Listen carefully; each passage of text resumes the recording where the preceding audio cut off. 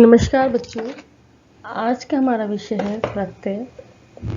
प्रत्यय वे शब्दांश होते हैं जो शब्द के अंत में जुड़कर उनके अर्थ में परिवर्तन या विशेषता ला देते हैं।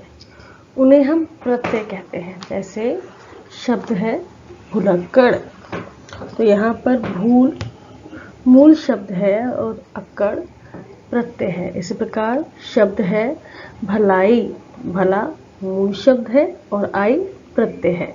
इस प्रकार इन दोनों के मेल से एक नया शब्द बना भलाई। प्रत्यय दो प्रकार के होते हैं। पहला है कृत प्रत्यय और दूसरा है तद्धित प्रत्यय।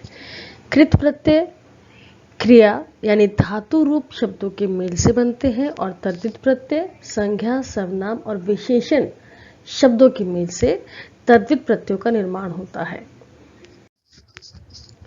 कृत प्रत्यय के उदाहरण इस प्रकार हैं।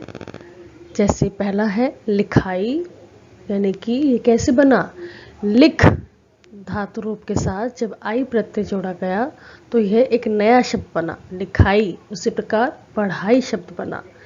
इसी प्रकार शब्द है लिखावट, तो लिख धातु रूप के साथ जब आवट कृत प्रत्यय मिला तो एक नए शब्द का निर्माण हुआ जिसे हम लिखावट कहते हैं। इसी प्रकार सजावट शब्द का निर्माण होता है और मिलावट शब्द का निर्माण होता है। तद्धित प्रत्यय संज्ञा, सर्वनाम अथवा विशेषण के अंत में लगकर जब नए शब्द बनाते हैं तो उन्हें हम तद्धित प्रत्यय कहते हैं। जैसे शब्द है लुहार, तो लोहा क्या है, यहाँ पर मूल शब्द है और आर तद्धित प्रत्यय है। जब दोनों को मिलाया गया तो एक नया शब्द बना लुहार। इसी प्रकार सुनार शब्द बनता है।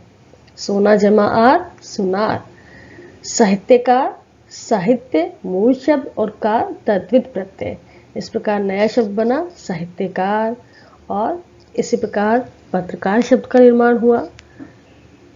तो ये सभी उदाहरण तद्धित प्रत्यय के अंतर्गत आते हैं। जिस प्रकार देखें धनवान, गाड़ीवान, चतुराई, अच्छाई यानी कि अच्छा जमा आई अच्छाई, चतुर जमा आई चतुराई। कुछ शब्द ऐसे भी होते हैं जिनमें उपसर्ग और प्रत्यय एक साथ मिलकर आते हैं और एक नए शब्द का निर्माण करते हैं।